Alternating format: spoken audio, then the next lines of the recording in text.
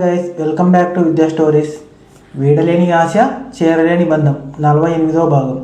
ఇంతకీ ఈ పిక్ ఎందుకు శక్తి మ్యాచ్ ఫిక్సింగ్ ఉపయోగపడుతుందనా కళ్ళు ఎగరేసి అడిగింది వీణ.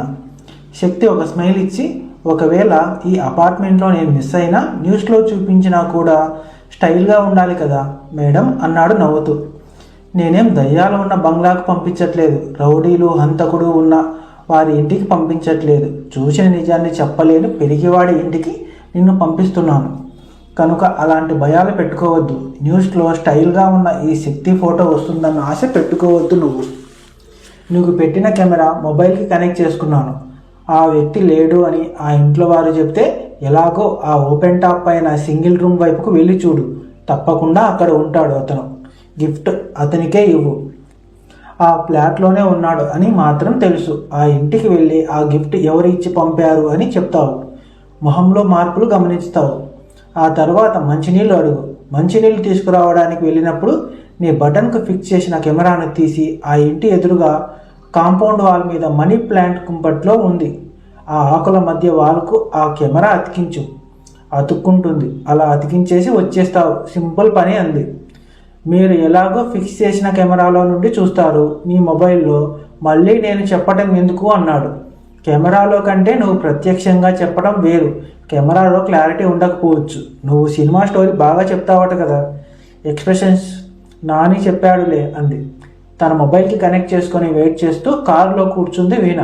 అక్కడి నుండి అపార్ట్మెంట్ ఎంట్రీ లోపలికి వెళ్ళేసరికి 10 నిమిషాలు పట్టింది. వాచ్మెన్ శక్తి వైపు పరీక్షగా చూశాడు. తర్వాత స్వయంగా లిఫ్ట్ డోర్ ఓపెన్ చేసి లోపలికి పంపించడం అంతా కనిపిస్తోంది.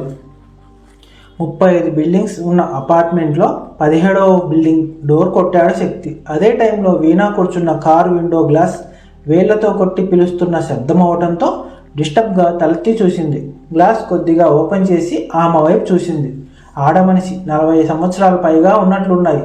మనిషి నీటుగా ఉన్న ఆమె డ్రెస్సింగ్ బట్టి ఆమె లేనితనం కనిపిస్తుంది. ఏంటి అన్నట్లుగా చూసింది వీణ. ఆమె నోటితో చెప్పకుండా చేతులు ఊపుతోంది. నాకు అర్థం కాలేదు. ఏం కావాలి అని అడిగింది. డోర్ తీయమన్నట్లు సైగ చేస్తుంది. నోటితో చెప్పొచ్చు కదా అంటూ మళ్ళీ ఒకసారి ల్యాప్టాప్ వైపు చూసింది. శక్తి డోర్ కొట్టిన ఫ్లాట్ డోర్ తెరుచుకుంటుంది. 1 నిమిషం అలా చూసిందో లేదో ఈసారి ఆమె కార్ డోర్ పట్టుకొని కంగారుగా దబా కార్ డోర్ కొడుతూ లాగుతోంది. ఆమె మీద కోపంతో కారు డోర్ తీసి కారు దిగి ఏంటి విసుగ్గా అడిగింది. అంతే. ఆమె ఏమీ మాట్లాడకుండా వీణ చేతిని పట్టుకుని పరిగెడుతోంది. ఎక్కడ విడిపించుకుంటుందోనని ఆమె వీణ చేతిని గట్టిగా పట్టుకొని పరిగెడుతోంది. ఏమండి, ఎవరు నువ్వు? నన్ను ఎందుకు లాక్కెళ్తున్నావు? ఎక్కడికి అంటూ వీణ పరిగెడుతూనే అడుగుతోంది.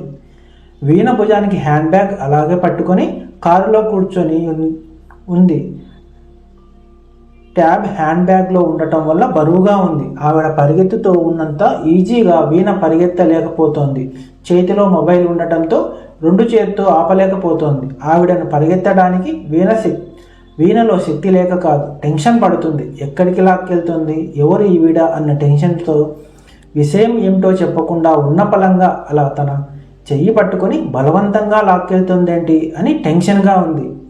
మరికొంత దూరం పరిగెట్టాక సహనం నశించింది వీణాకి. వెనక నుండి ఆవిడ జుట్టు పట్టుకుని వెనక్కి లాగి ఆపి, ఎవరు నువ్వు? ఎందుకు నన్ను లాక్కెళ్తున్నావు అంటూ కోపంగా ఆవిడ చెంప మీద కొట్టింది. ఆవిడ తన కంటే పెద్దదన్న సంస్కారం. ఇంతవరకు ఆవిడ లాక్కెళ్తున్నా సైలెంట్గా వెళ్ళింది. ఇక చాలా దూరం లాక్కెళ్తూ ఉండటంతో అందుకే ఆవిడ చెంప మీద పట్మని వీణ కొట్టిన శబ్దము, అదే టైంలో తన వెనుక ఏదో పేలిన శబ్దము రెండూ ఒకే టైంలో వినిపించాయి. గుండె ఒక్కసారిగా అదిరి బెదిరింది ఆ శబ్దానికి. వీణ షాకింగ్గా వెనక్కి తిరిగి చూసింది. రాజేశ్వరి కారు మంటల్లో కాలిపోతోంది. గాడ్ అంటూ ఆవిడ వైపు, కాలుతున్న కారు వైపు ఆశ్చర్యంగా చూస్తోంది వీణ. కొన్ని నిమిషాల వరకు షాక్లో నుండి తేరుకోలేకపోయింది. మాట్లాడలేకపోతోంది. ఆవిడ తనను ఇలా తీసుకురాకపోతే తను ఆ మంటల్లో కాలిపోయేది. బాప్రే, నేను చచ్చిపోవాలని ఎవరైనా ప్లాన్ చేశారా? ఎవరు వాళ్ళు?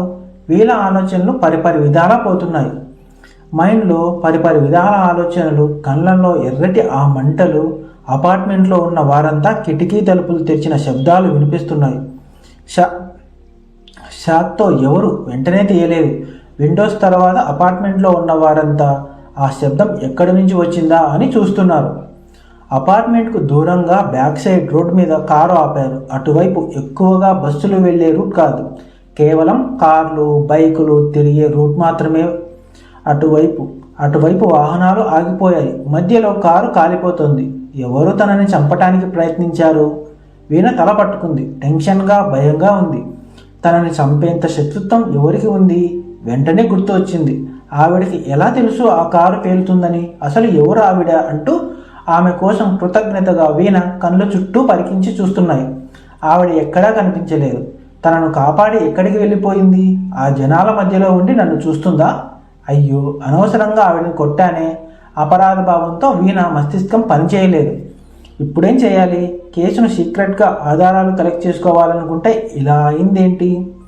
ఈ ఎంక్వైరీలలో ఒకదానికొకటి తీగ లేకపోతే డొంక కదిలినట్లుగా అవుతుంది. ఏమో, నేను కిరణ్ కారులో వెళ్ళిన విషయం దగ్గర నుండి ఆ తర్వాత నేను ఇంటికి ఎలా వచ్చాను, ఆ మధ్యలో నాకేం జరిగింది, అన్నీ ఎంక్వైరీలు జరుగుతాయి. తన విషయంలో ఏం జరిగింది? నిన్న night something is wrong. Doctor దగ్గరికి వెళ్ళి చెకప్ చేయించుకోవాలి. తన విషయంలో ఏదో జరుగుతోంది. తన వెనుక ఏదో కుట్రలు పన్నుతున్నారు. ఇప్పుడు ఈ కారుతో సహా నన్ను కాలిపోయేలా చేయాలనుకుంది కిరణ్ ఎలా అవుతాడు? అతను తన వారిని గుర్తుపట్టలేకుండా హాస్పిటల్లో కదలలేని పరిస్థితిలో పడి ఉన్నాడు. ఏమో, గుర్తుకు వచ్చాయేమో. కొంపదీసి జయవర్ధన రవీంద్రను నేను పెళ్లి చేసుకోకుండా ఉండటానికి నన్ను అవమానాల పాలు చేస్తున్నాడా, లేక నన్ను చంపడానికి ప్రయత్నిస్తున్నాడా? పబ్లిక్లో నేను ఎలాంటి అవమానాలను ఎదుర్కోబోతున్నాను? ఇవన్నీ ఆలోచనలు తగులుతూనే వీణకు భయం వేసింది. కారు నాది కాదు. నేను ఇక్కడి నుండి వెళ్ళిపోతే ఒక్క క్షణం తను ఒక లాయర్ అన్నది మర్చిపోయి మామూలు ఆడపిల్లలా భయంగా ఆలోచించింది. ఇప్పుడు నేను సైలెంట్గా ఈ కారును వదిలేసి ఇంటికి వెళ్ళిపోతే ఎంక్వైరీలో రాజేశ్వరి కారు అని తెలుస్తుంది. ఈ చిన్న పాయింట్ నేను ఇలా ఆలోచించలేకపోయాను. ఫోటోషూట్ కోసం వెళ్ళిన రాజేశ్వరికి పోలీసుల నుండి కాల్ వెళ్తుంది. నేను ఒక లాయర్ అయి ఉండి ఇలా ఎలా ఆలోచిస్తున్నాను? నార్మల్ ఆడపిల్లలాగా అనుకుంది. తప్పదు, ఫేస్ చేయాలి. పోలీసుల దగ్గరికి వెళ్ళి నేను చెప్పాలి అనుకున్నాను. అప్పుడే రైమంటూ పోలీస్ హారన్, ఆ వెనుక ఫైర్ ఇంజన్తో పాటు మీడియా కార్లు హడావిడిగా దూసుకొచ్చాయి. అందరూ అపార్ట్మెంట్లో నుంచి మొబైల్ను బయటకు పెట్టి ఫోటోలు తీస్తున్నారు. అటు ఇటు ఆగిన కార్లలో నుంచి దిగిన వారు కూడా ఆ మంటలను ఫోటోలు తీస్తూ వెంటనే ఇన్స్టాల్లో పెడుతున్నారు. అందుకే పోలీసులు వెంటనే వచ్చారు. వీణ శక్తి కోసం వెయిట్ చేస్తూ నిల్చుంది. తన మొబైల్లో నుండి శక్తికి కాల్ చేసింది. శక్తి ఫోన్ లిఫ్ట్ చేయలేదు. 3-4 గంటలు సార్లు శక్తికి కాల్ చేసింది. అసలు రింగ్ అవ్వలేదు. ఏమైంది? స్విచ్ ఆఫ్ అయిందా? మెల్లిగా పోలీస్ దగ్గరికి వెళ్ళింది వీణ. తనేదో ఊబిలో కూడుకుపోయినట్లుగా అనిపించింది. తన చుట్టూ ఎవరో వల పన్నుతున్నారు. తనను ఆ వలలో చేప పిల్లలా బంధించడానికి చూస్తున్నారని అనిపించింది. పోలీసులు అడుగుతున్నారు ఆ కారు ఎవరిది అని. వీణ వారి దగ్గరగా వెళ్ళింది. ఇన్స్పెక్టర్ గారు అంటూ తన ఐడెంటిటీ కార్డు చూపించింది. ఈ కారు నేనే వేసుకొని వచ్చాను, ఫ్రెండ్ది. ఓ కేసు ఇంట్రాగేషన్ చేయడానికి ఇక్కడికి వచ్చాను. కారులో కూర్చున్న నన్ను ఎవరో ఆవిడ అంటూ జరిగింది చెప్పింది వీణ. ఆవిడకు ముందే ఎలా తెలిసింది? ఆవిడ ఎక్కడ అంటూ పోలీసులు చుట్టూ చూస్తున్నారు.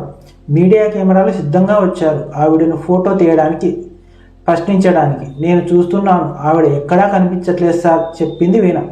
ఆమె ఎలా ఉంటుందో పోలీసులకు చెప్పండి. వీణ కూడా ఆ జనం వైపు పరీక్షగా చూస్తూ ఆవిడ ఎలా ఉంటుందో వర్ణించి చెప్పింది. ఎవరామె? వీణ శ్రేయోభిలాషణ? వీణను చంపడానికి చూసిన వారు ఎవరు? జయవర్ధన లేక కిరణ? శక్తి ఇంకా రాలేదే, ఏమయ్యాడు? కంటిన్యూయేషన్. కథ సమాప్తం.